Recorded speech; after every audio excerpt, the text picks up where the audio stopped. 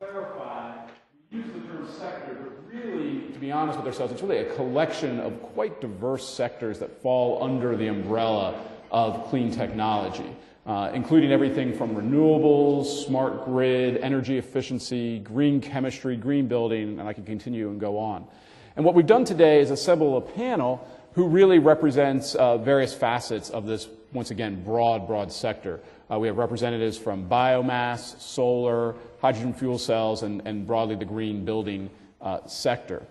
Now, this is a sector that has attracted a lot of hopes, one in which, in this depressed economic times, that has been singled out as a potential way to get us out of our economic doldrums and to create jobs and the like.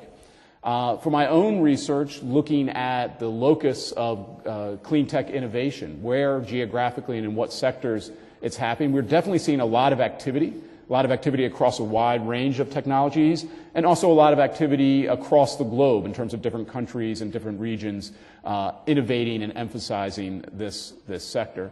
And just to put some numbers on that, just this last quarter, there was a 73% increase in venture capital financing flowing to this sector over the previous year's third quarter. That represents about $1.1 billion in the third quarter alone of 2011, and about 76 different venture financing opportunities, once again, just the last 3 months or so. With that said, this is a sector that also has its skeptics. Many of you might be aware of the recent difficulties at Solyndra, a government-backed, government-financed startup that has attracted a lot of press. Prominent Silicon Valley venture capitalist and founder of PayPal, Peter Thiel, has called the clean tech sector a disaster. And so one of the hopes with having this panel here is to really become a little more nuanced, to dig a little bit deeper and to understand where the opportunities lie in this sector, what are the hopes for this sector, and to answer this question maybe more broadly of whether this can be an economic engine and an opportunity for those of you who are looking to be entrepreneurs. So if you will, join me on the panel. We have on our far right here Matt Hantzmon, founder and COO of HelioSage, a solar energy development company here in Charlottesville. Right to my right, I have Scott Green, VP of Marketing at Marz Industries, makers of hydrogen fuel cells. To my left, we have Mark Miller, who was with us earlier on a panel this morning, founder and CEO of MK Think, who is broadly in the area of providing sustainable solutions for the building sector. And then finally, we have Manoj Sinha, who is co-founder of Huss Power Systems, a company that came through our incubator a few years ago, that delivers technology to burn rice husks to generate electricity, specifically for rural electrification projects in India. So please join me in welcoming them all here to the panel. So to start off, I'd ask each of them just to briefly tell us a little bit about your story and about your firm. So Matt? Again, Matt Hantzmon. I'm with HelioSage Energy, which is a solar energy development company, and I'll try to tease apart a little bit about what we do and then a few other things that I'm involved in the renewable energy space by way of background that might spark additional questions when the panel opens. HelioSage is business model is designed to go out and site solar facilities on large commercial rooftops, a big warehouse, a big box retailer like a Best Buy or the like. And also we do small utility scale projects, maybe in the 5 to 10 megawatt scale. Most of it kind of in the distributed generation model. My background in renewable energy started with a wind energy development company called Greenlight Energy that was developing very large, several hundred megawatt facilities out in the Midwest, which were all utility scale and grid tied. And when we sold that company to BP several years ago, we were looking at some of the trends in the industry, and distributed energy generation has been talked about for many years as something that should be beneficial not only to customers but from a grid management perspective. And there are a lot of things about clean tech technologies that in addition to ultimately trying to produce cost competitive and clean energy, There are elements of basically managing supply, demand, grid congestion, and other elements that really come together in this industry, and it's why it's such a broad industry when you really tear down the kind of moniker called clean tech. So HelioSage goes out and identifies customers that might want to site solar. We'll do everything from feasibility studies and engineering design on behalf of a client, all the way through structured financing solutions, either helping them with certain lease products or in many instances in states that support this through regulation, we will go in and actually sell a product called a power purchase agreement to a host customer where we, the supplier or the owner of the system, will sell the host customer solar generated power while we own and operate the system. So we'd be like viewed as like a mini utility sitting on top of their roof or in their parking lot or in a lot nearby. So we really run the gamut from early feasibility and design through financing of the system all the way on the back end to owning and operating the system. So we have our projects now in about 6 states, and by the end of this calendar year, we will have either completed or commenced construction on about 5 megawatts of distributed projects. And next year, we anticipate that probably being in the range of 10 to 20 megawatts, and hopefully growth takes off from there. In addition to my experience both in the wind world with Greenlight and with HelioSage and solar, I'm a investor in several clean tech technologies, a company called Green Volts based out in California, which is a concentrated photovoltaic company, a company called General Compression, which is using some innovative compression technology in a storage to store, basically in the first iteration, store electricity from wind facilities so that if wind is generating in the off-peak time at night or other off-peak hours, that energy can be stored in salt caverns as compressed air and then expanded and run through a turbine to generate on-peak power. So it's a storage and power management solution. And then I'm currently also sit on the board of a local wind energy company, which is kind of the follow-on of Greenlight, called Apex Energy, which is not only looking at onshore but offshore wind energy development opportunities. Scott? So my responsibility is marketing and strategy for a company called Marz Industries. We're a Richmond-based startup, and our mission is to apply hydrogen technologies to improve fuel efficiency and emissions for transportation industries. Our primary focus initially is the trucking industry, and we're in the last stages of development of a system which is targeted to the trucking industry and specifically long-haul trucks.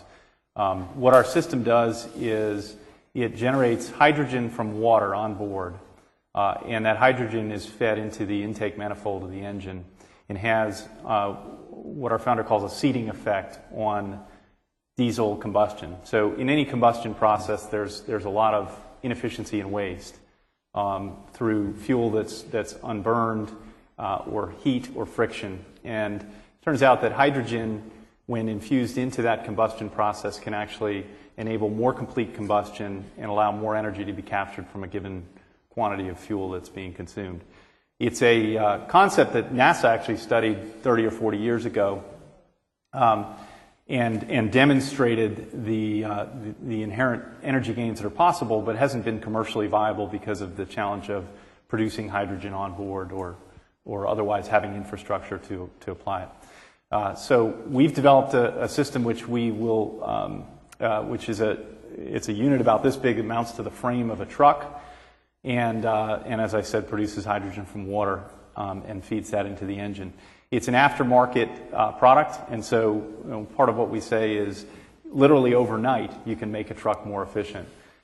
We're entering what we call the validation stage, where we have 3 private fleets that we're working with that collectively have 12,000 trucks between them, and we've selected test trucks from within their fleets and are getting ready to put our system on and measure the fuel economy gains. What I think differentiates us from so many other green energy things is our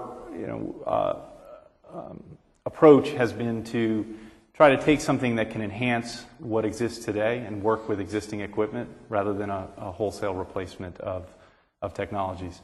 In the longer run, we see opportunity to apply this to a lot of other transportation industries, but the trucking industry is the initial focus just primarily because there's such a huge consumer of fuel. Great. So Mark, we've heard from you before, but maybe you can talk a little bit more about the types of clients you have and the types of projects you do at MK Think. So I created MK Think as an ideas company back in 2000, and we've recently advanced that company into an innovation space. So as a design meets research meets innovation company.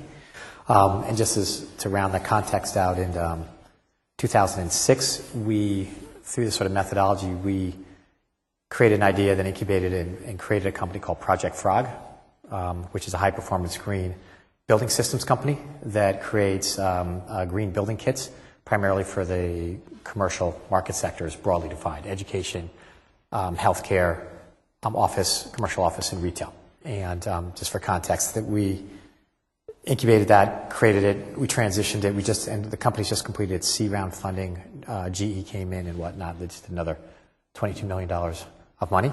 So that's kind of hopefully now off and running. And we did that after we got our first funding in 2008 when things were really kind of crazy, and we just finished this last piece. And so kind of for context. And now we are back at MK Think advancing that platform in the building environment space broadly defined.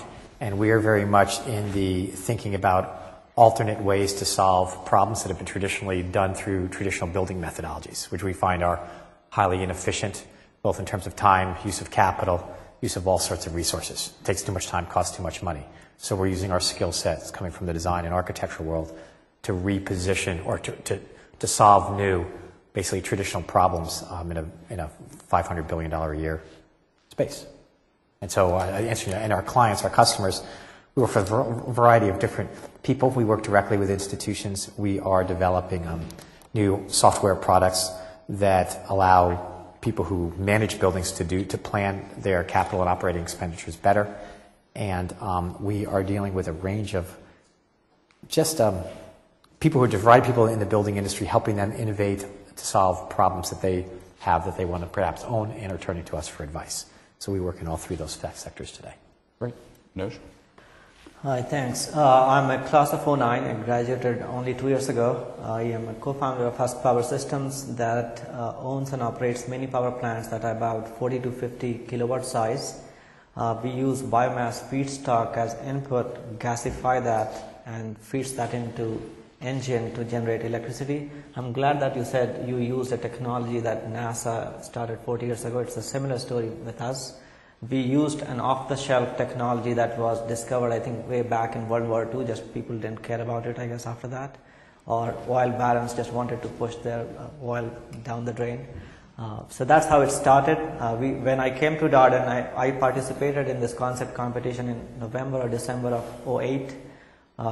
When we had one prototype working in India. Today we have 85 power plants. We are scaling at a rate of a plant every other day. We are not only in India anymore, we are expanding into Tanzania and Uganda by the end of this month. So that will bring us to about 100 plus plants that we targeted back in 2009. We are serving only rural population in India and around the world. That is our vision. No matter how big the power industry is in the urban population, urban market in India, which is $100+ billion annual spend, we are not just going to touch that market because of our vision and mission statement. So that's where we are. We want to go to 2,000 plus plants in the next 4 to 5 years and electrify the lives of about 10 million people. That's it. Excellent. So let me play the cynic here for a second and take the position that some take that this is a sector that can't survive without government support. That it's always on that threshold, but it's never quite there.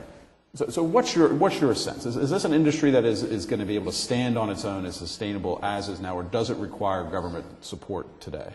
You can reflect on the solar sector first. Yeah, and coming from a kind of a clean tech renewable energy background, a couple of comments I might make may sound slightly defensive, but forgive me. But I would like to kind of put the conversation in some amount of context, which is many industries, many very old industries in the U.S. and throughout the world are subsidized by government for various policy reasons, whether that's creating and protecting jobs, creating and protecting cultural aspects of certain industry. The largest subsidized industry in the U.S. right now is the agriculture industry. So to farm subsidies and other types of subsidies to the agriculture industry, I think we spend about $180 billion annually on that in the U.S.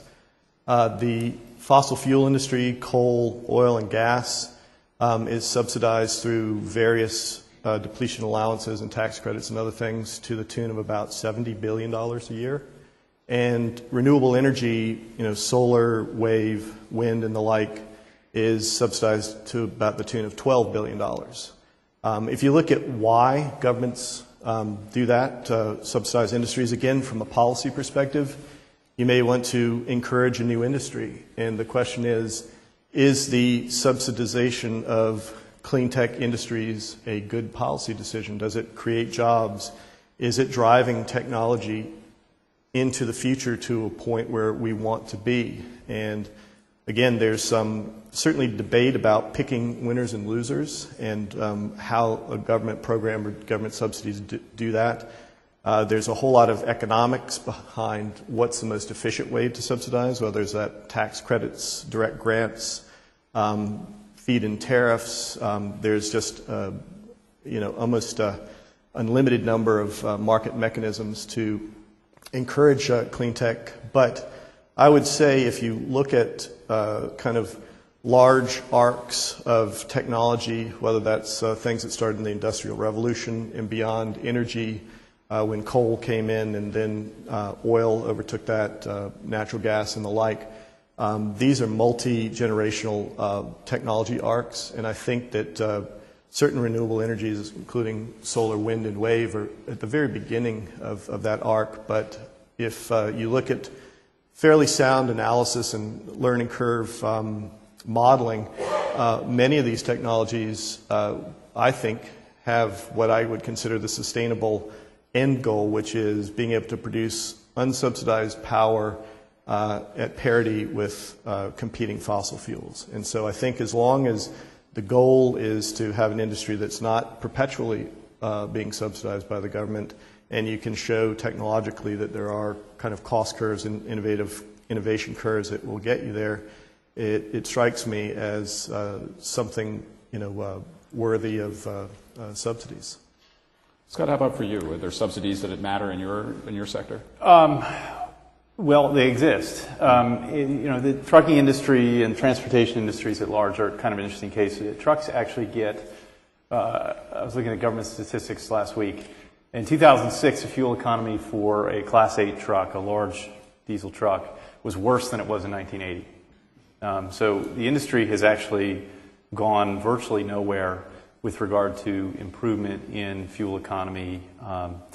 And that's partially the result of regulation that has led to significant improvements in emissions. So most of the regulatory focus has been on reducing emissions, which has resulted in the installation of pretty complex systems to improve the what's coming out of the exhaust for a truck, and they've largely succeeded in that. A lot of the kind of key exhaust outputs have been reduced dramatically, but an unintended consequence of that has been actually a degradation in fuel economy.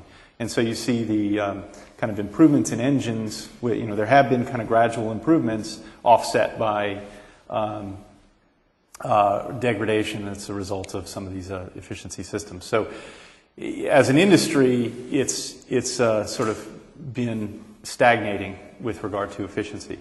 What I'll offer as an observation, though, is at least with regard to this one, fuel prices have tripled over the last decade. So, when fuel was $1 a gallon, cost was not a major motivator to innovate. Where diesel prices today are about $3.80 a gallon, and that's stimulated a lot of market interest in improving fuel economy. And so, my observation is that technologies that are sort of incrementally improving what exists today, which would be low friction tires, aerodynamic improvements, are becoming market viable without any need of subsidization, and certainly that's the case with the product that we're developing as well. Our intent has been to build a product that has less than a 1-year payback for our target customers, and we expect that'll be the case. But as pertains to some of the sort of, I'll call them farther-reaching technologies, like using liquid natural gas to propel a truck rather than gasoline, you start to deal with structural impediments that are expensive to overcome, right? So our whole economy has been built around petroleum and diesel, and as a result, you've got all sorts of infrastructure to facilitate that, and that's been developed over a century. Anything that's new doesn't have that infrastructure and hasn't benefited from 100 years of optimization, and so I think I'm not a big advocate for subsidization generally, but as regards energy stuff, I think there's an argument to be made that as long as there's a strategic agenda, which is to be able to position ourselves to have an economy that is not reliant on resources that won't last, that it may be practical to provide some sort of support to enable a cost structure, to enable you to get to compete with that optimized cost structure of the status quo. So I'll stop there. So Mark, the building sector is one highly regulated. Is your impression that is code driving the changes that are happening in that sector, or is there other factors driving the demand? Code's way behind. Code's actually not driving the change. I think it's coming from its economics and consumer-driven choice, whether it's related to economics or not, which are creating market opportunities, pure and simple. And the other are the overall costs and thus opportunities in the overall chain of making in the building industry, which is a relatively fragmented, disorganized, low technology sphere, that the opportunities we see in technology are those that can both bring that together and also help improve those big disconnects. So when you're getting the issues of, so subsidies for us, I think it'd be nice to get some subsidies. But no, we don't even think about that. What is interesting is happening is that those of you who aren't familiar with the building industry directly has responsibility for 40% of energy consumption in the United States is in the building industry. It's actually much more than transportation. And what's happening, any subsidies or policy tends to be around energy generation side. So the one thing that we are seeing on the policy side that is affecting is there's a few moves to look at energy conservation as an incentivized activity. And so that, if that can actually come into play, that will have big impact.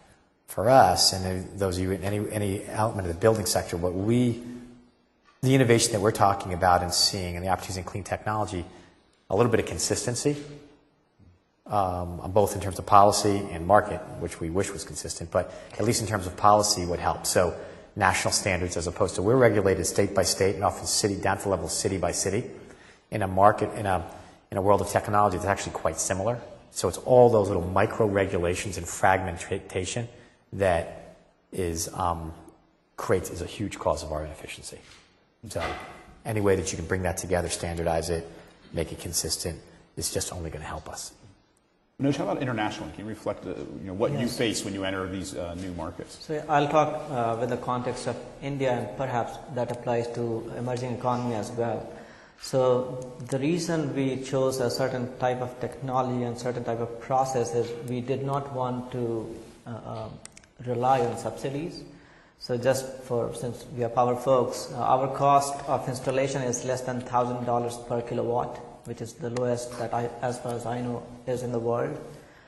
Is subsidy good? I don't think it is a good thing in the long run. We receive subsidies, and this disclaimer that we do receive subsidies, and that helps us scale at this rate.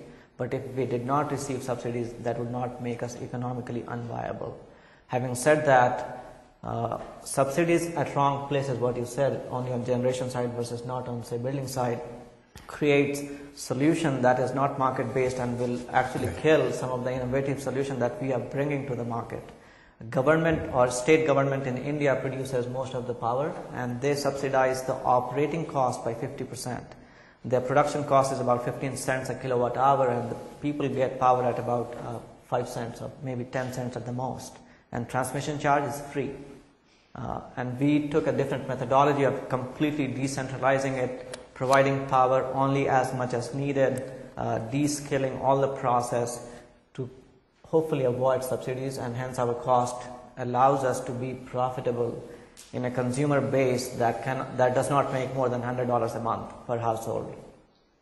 So subsidies is helping us scale up really quickly, but I do think that subsidies in the long run kills very innovative solutions. Let me encourage, by the way, if anyone would like to come down and ask a question, we have the microphones here, and please feel free to address the panel. One question I have as a strategist is, I'm curious for each of you, what's the role of proprietary technology? Is that the game being played here? Is it coming up with the killer technology that you can then perhaps patent and then defend, and that's how you're going to win in these various sectors? Or is it something else that works for you in your sector? Well, I'm not sure I have any brilliant insights. We certainly do have proprietary technology and are making efforts to get us, get the information protection that that will help theoretically, keep people from copying. But I think that probably that's only a small part of the equation. At the end of the day, I think it feeds back into your ability to create value for customers and execute effectively and build a market position. So in our case, even as we're pre-market right now, we're making explicit efforts to develop relationships with trucking companies, with firms who are going to be our customers, who engage them in the testing process to get their feedback early, all that kind of stuff, and use that to refine product development. I think patent will always be, or any IP stuff will always be kind of rear-looking, and its protection is limited in a variety of ways. Matt, what do you see in the solar sector? Obviously, you perhaps are not. Your company is not innovating the technology, but you're clearly consuming it. Yeah. So I'll touch on both aspects of that. Again, we from a service perspective and a development perspective, we are encouraged and really stick to using products and solutions that have been out in the marketplace that are kind of bulletproof and have been tested, so nothing on the bleeding edge of technology. But among the other things I've been involved in, I was a founder and on the board of a wave energy development company that's utilizing linear magnet technology to take the motion of waves and turn it into electricity. And that kind of technology play is tremendously important to utilize patents and a patent strategy in order to kind of protect the early phases of the market penetration of technology like that. So the closer you get, I think, to the raw technology, I think the more important patent and a patent strategy becomes, and maybe even the more esoteric the technology and maybe the larger its potential impact. Again, from a investor perspective on early stage technology, good patent strategy is tremendously important. So following that, if you have new and innovative technology, has got to be key in the early goings. I'm curious for Husk. Do you have proprietary technology? Are you developing proprietary technology? We have developed a lot of technology that are proprietary to us, but we do not rely on the fact that if we patent it or IP it, that's going to save us from people copying it. I mean, we operate in India and or say China or what have you. People will copy if they want to copy. The best way for us to avoid that or prevent people from copying and beating us in our own game is we spend a lot of time and money on innovation on the ground. MIT D Lab can develop wonderful things. Half of the things I don't think will work on the ground, at least in our context. So our all R&D engineers, if you will, work in the field to innovate. And I asked a question in the morning about smart prepaid meter. Not that we wanted to be the coolest company with smart prepaid meter in those environment, but you might have read an article in Bloomberg. If you haven't, you can. 400 million people in India, make themselves because of 40% electricity theft, they are not getting power that they should be getting. So there's 40% on an average electricity theft rate, and that forced us to design the system that will prevent people from tampering the system. But we also know for a fact that in the next 18 months, people will figure out a way to go around this as well. So unless we innovate in the next 12 months, people will beat us in this game again. Long story short, we innovate on a continual basis. To file a $50,000 patent, I don't think it is worth it, at least at our stage of the company. So we just keep on innovating. Mark, about your firm and your business, intellectual property an issue at all? Well, I think it's one of the arrows in your quiver, right? That for us, I put in the context of it buys us time. It really is a factor of time. I mean, we look at our IP strategy that way, and that it gives us an ability to both stake out a territory and then be able to mature a strategy against that. And I'm actually slightly on a different sector than these guys or a different stage, in that we're actually moving more towards doing investing in intellectual property and trying to develop a strategy around that a little more aggressively than we've done previously. But in our space, I actually see the opportunities as much more systematic. We were talking about systems the other day, right? And in a systematic world, we want to work in an ecosystem type approach. And so for us to have enough boundary and then to get elements to talk to each other, we see IP as a way to buy that time. But I actually pick up on what Manoj just says. It's only a period of time. If we, as a company, we don't even begin to think that, okay, here's this technology, we're going to IP it, that's it, and then that's our company. It's as soon as we finish one piece and we're trying to work on getting that to market, if we're not already working on 2 generations ahead, we actually don't have a viable company. So that's kind of the way we see it. Deb, we have a question here. Matthew, with the abundance of natural gas and the new fracking technology, do you see that affecting you now or down the road? Because that's cleaner than coal, will that kind of lower the demand for solar and be a little more appealing than coal? Yeah, certainly natural gas is a preferred solution to coal from just a general environmental emissions and CO2 release. If you're assuming your coal plant is not sequestering the CO2 in any way. The recent finds and the technology innovations with fracking, I think, is opening up a lot of domestic natural gas resources, which is, I think, great for the United States. If you rewind the clock maybe 3 or 4 years, the floor for natural gas prices was being modeled based on what it would cost to land liquid natural gas from Venezuela or the Middle East. And a lot of big projects for storing liquid natural gas in ports were being built in order to facilitate that. What the new resource and technology is doing is really resetting at a lower level kind of the forward curve for natural gas, which does affect the, especially in large scale electricity production, utility scale electricity production, kind of sets a new multi-decade forward curve in planning for electricity prices.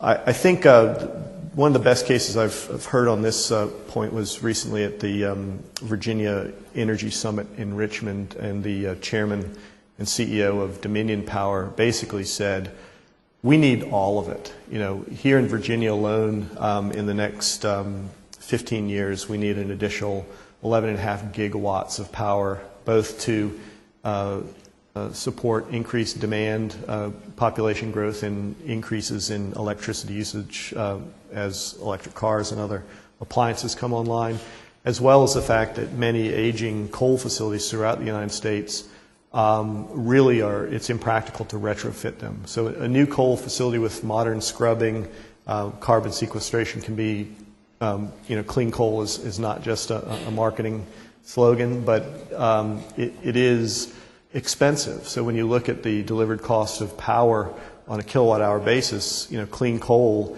is moving up into the 15-cent range per kilowatt hour.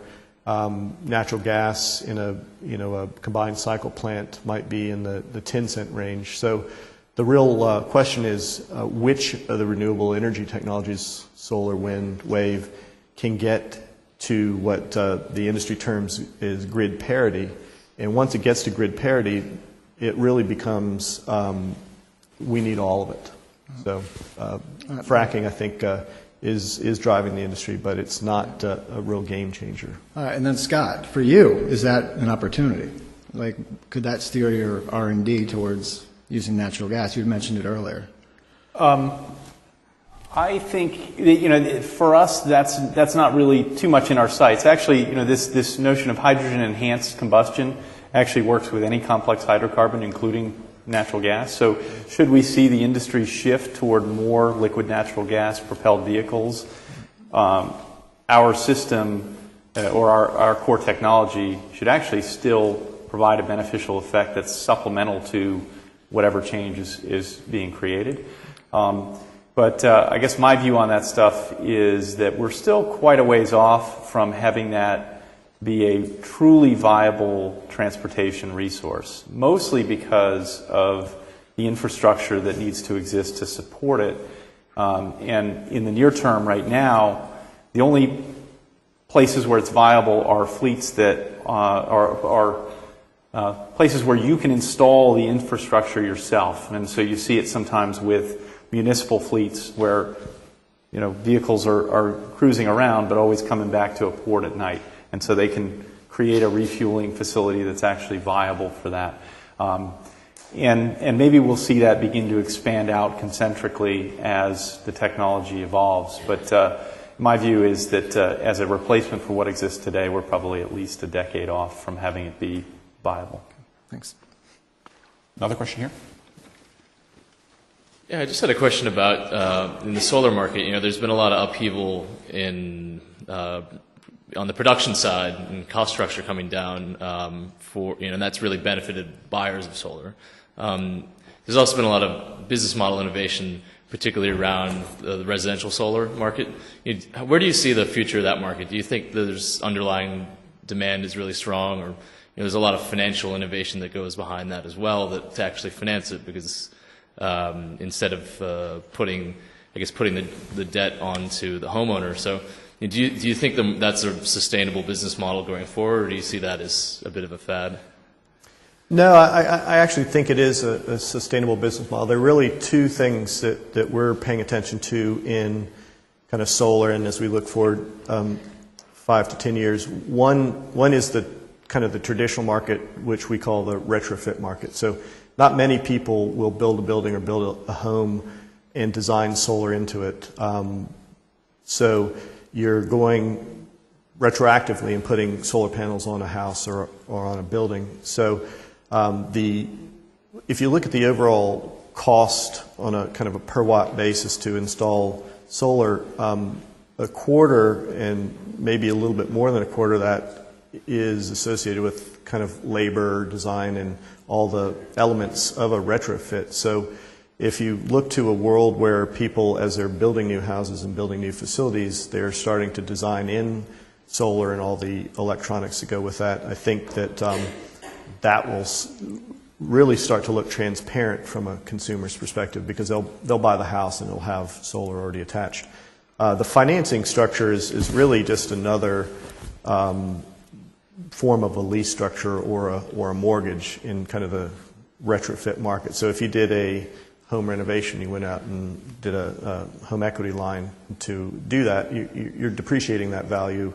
It's increasing the value of the house. So I think the groups like Solar City and Sunrun and some of those guys, they're going out and aggregating large amounts of money in order to cost effectively allow homeowners to install solar.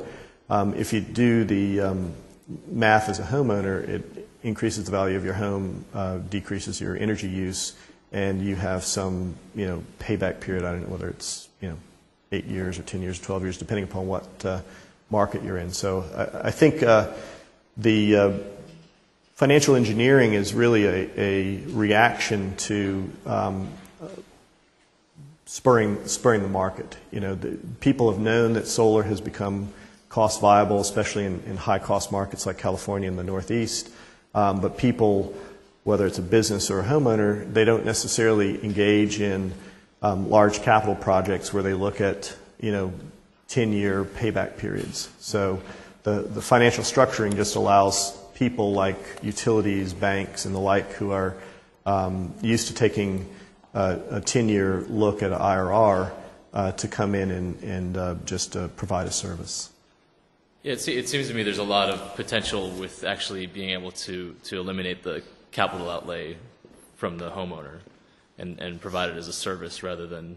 Right, and that's where the Sunruns are implementing that model, and it'll probably start to push farther toward Virginia. I don't know when it'll actually get to Virginia, because again, a lot of it has to do with the cost of electricity. Virginia is somewhat fortunate to have low cost of electricity, but in a state like California, it makes great sense. As a homeowner, you don't have to make the capital outlay. You will just sign a long-term lease contract with one of these financial houses. They'll come in, they'll own it, they'll operate it, and as a homeowner, you're paying a lease payment that, if you're doing the math properly, is going to be less than the cost savings that you get. Thank you. We have another question here. I was just wondering if you guys could talk a little bit about the economic break-even point for your technologies for the consumer. I know, Scott, you talked a little bit about, you said it might be around a year, that's what you're shooting for. But if the rest of you guys could talk a little bit about what would be the economics of your solutions. I guess in rolling on, playing off the last question as well, the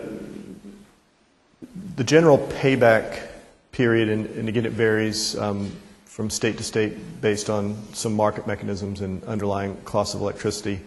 But what we tend to see is that there's a payback in the range of probably between 5 years on the low end to possibly 12 years on the high end. So what that does is that most companies, if you're a warehouse, a beer distributor company, a retail store, if you're going to make a capital investment that isn't kind of core to your strategic mission, which is delivering your service, you really want to see a fast payback period. So these kind of innovative financial structures that allow them to make the investment without making the capital investment is what's really helped spark a lot of growth in the industry, because, as I mentioned before, if you look at a 10 or 12 year payback period, there's very few industries in the United States that are comfortable and work within that, but there is a tremendous amount of money in there. Insurance companies love renewable energy projects because if they have long policies out there, they like to match up the kind of the tenor of the policy with the tenor of their investment. So long 15, 20-year investments are good for them, and so money flows to that. Others, Manoj? So we own and operate most of the plants, and our break-even period is about 3 years, not including subsidies. If we include subsidies, it's like a year and a half.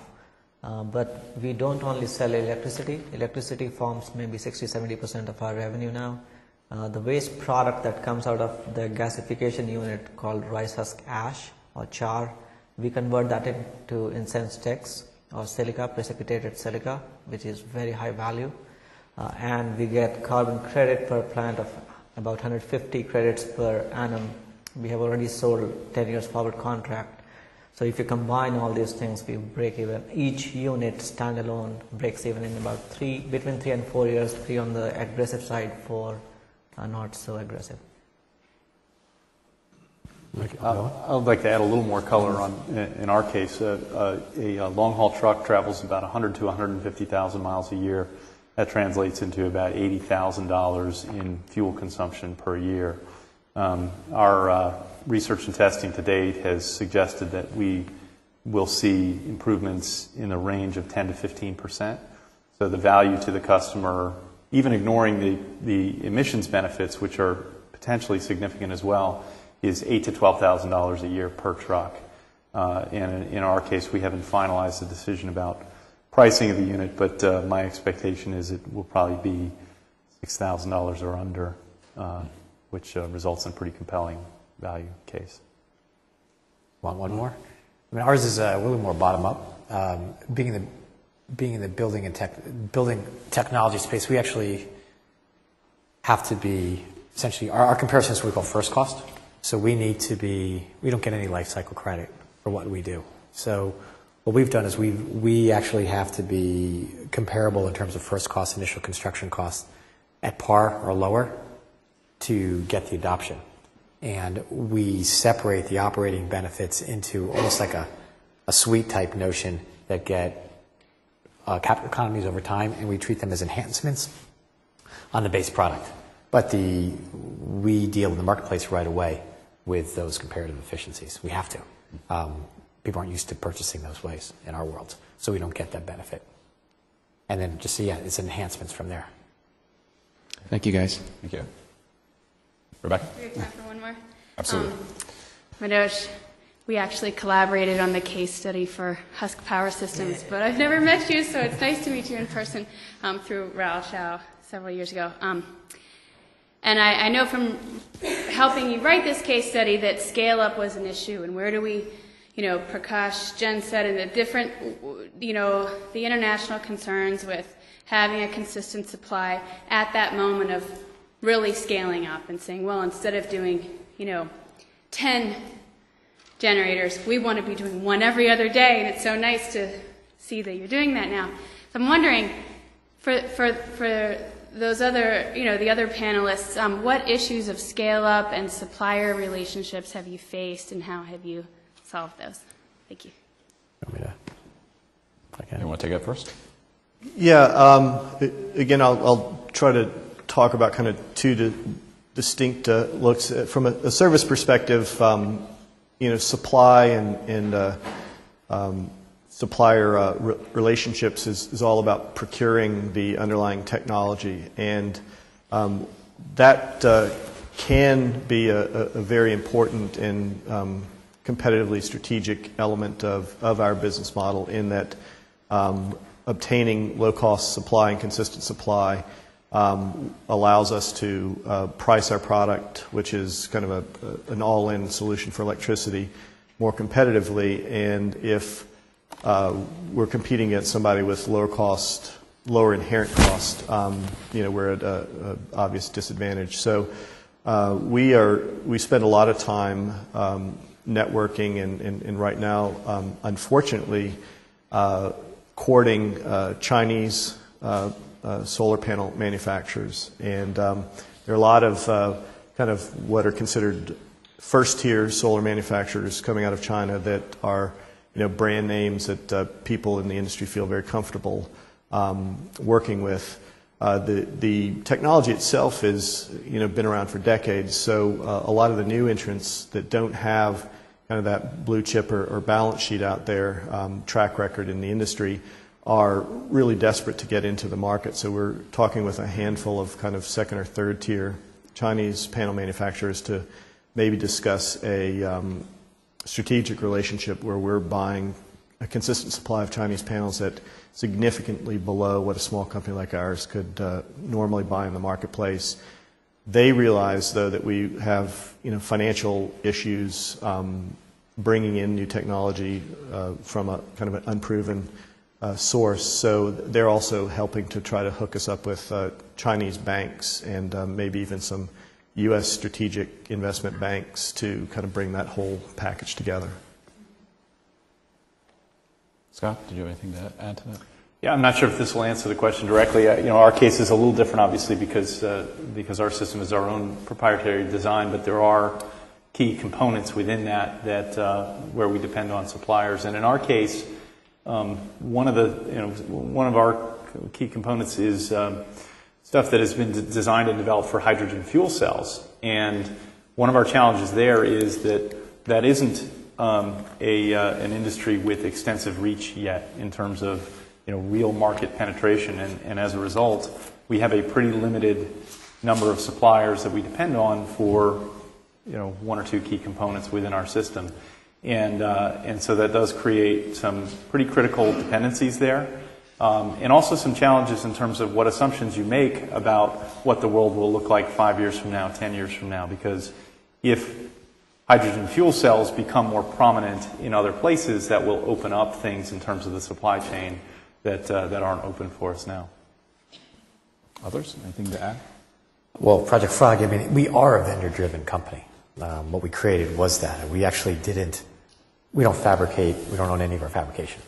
And so what the technology and the intelligence and what we were trying to do was create a system that relied on a variety of disparate technologies and disparate fabrication and brought it to an overall design platform and then make that intelligence available almost in a licensing type arrangements or in a way that it could be contracted out and use a national, we're focused on being domestic, national supply chain to supply what we were doing. So it was very much trying to be, going back to the overall question of clean technology, low capital expenditure, high result in the marketplace being able to operate today. And so for the biggest opportunity and biggest challenge has absolutely been the supply chain organization and developing technology around those realities today, and then where we think that marketplace, or that aspect of the marketplace would be, we could take it in sort of 4 and 5 years. So Manoj, you've scaled up quickly. How have you done it? I don't know. It's fast enough. So there are 1.4 billion people in the world that do not have power. So we are not scaling fast enough, even if we are doing every other day. One thing that we realize, and I guess that is applicable around the world, is lack of talented and or trained people. We operate in villages. Getting a 10 plus or a high school graduate is difficult enough. Forget about college educated people.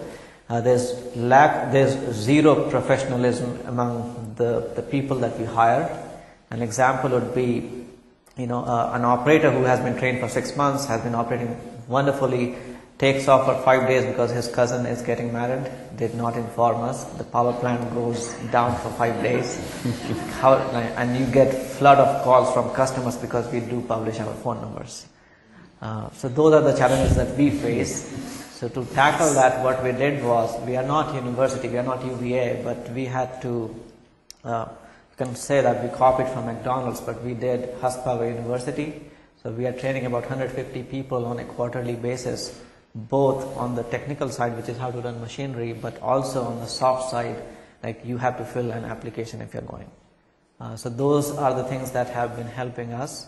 So long story short, again, if we had enough talented people, we can actually today scale at a rate of a couple of plants a day, but we don't have that many people.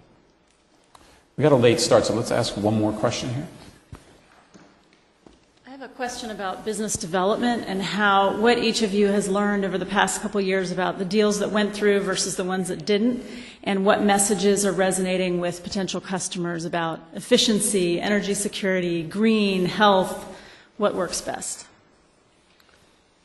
You want to start something? Yeah, I'll start. We are heavily kind of business development sales oriented, and it's kind of a complex sale because it's generally to a large corporation or a national chain that has many distribution sites. We didn't necessarily make the mistake going into it to view this as a sale of green technology. But I would say, as a lesson learned over the period of time, that these transactions are business economic transactions. There are, the icing on the cake tends to be the green environmental benefits. It kind of goes into the sustainability portfolio of a company, but when it really comes down to it, they look at everything pretty hard-nosed on an economic perspective. As far as opening the channels, though, one of the things that we see more and more are an initial touch to a company or introduction or entree into this discussion in the first place might be through an office of sustainability. So we will find businesses are receptive to sustainability projects, whether it's energy efficiency, renewable energy purchases, green power credits, and the like. So we aren't necessarily going in cold and trying to fully educate a business in a new business model. My observation is, in our case, I think it's all about cost-benefit analysis. There are a few companies, the very largest fleet companies in the U.S., like Federal Express, UPS, Walmart, have established green energy initiatives, and maybe that alters their decision-making somewhat, where they're more likely to make an investment that isn't kind of purely driven by an economic outcome. But by and large, it's all about cost and benefit. And one of the kind of fortunate things about the market that we're selling into is fuel prices are an item on the P&L statement. And so it's, when you come in and start talking about a 10 or a 15% potential savings on that, it's incredibly easy for them to quantify what that might mean to their business, and that makes life easy. Of course, we're very early in the sales processes. We're not even in market, but preliminary conversations, obviously people have been very interested. It's a contrast to, we've also done development work on another product that is farther out in our roadmap, but it's a hydrogen fuel cell powered auxiliary power unit. And what this is one of the issues in the trucking industry is they tend to idle the trucks to provide power and comfort to the cab when they're staying overnight or at a port and loading or unloading for hours at a time. And there's it's a real emissions problem, and so there's a lot of regulatory focus on it.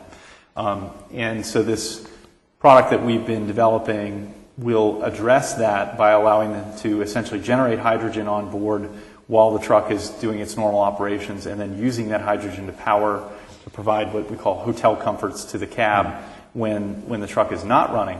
But the discovery there has been, any compliance-driven investment like that is a much squishier value proposition for those guys. And so it's much harder for them to quantify the cost of idling. And yeah, they want to comply, but if it's going to cost them $25,000 to comply, maybe they don't want to comply that badly. Or, it's kind of a delicate dance as soon as you get away from the pure core economics. Mark? In our world, I would say that in a couple things. Marketing is not sales, right? It's a big difference. And as the accidental entrepreneur, we found that there is a big difference. And what I mean by that is that we get a lot of press, we get a lot of sexy kind of company, everyone will want to talk to us, right? But to actually transact, it was very, very important for us to create what I call the pull, right? To get the customer to really want us.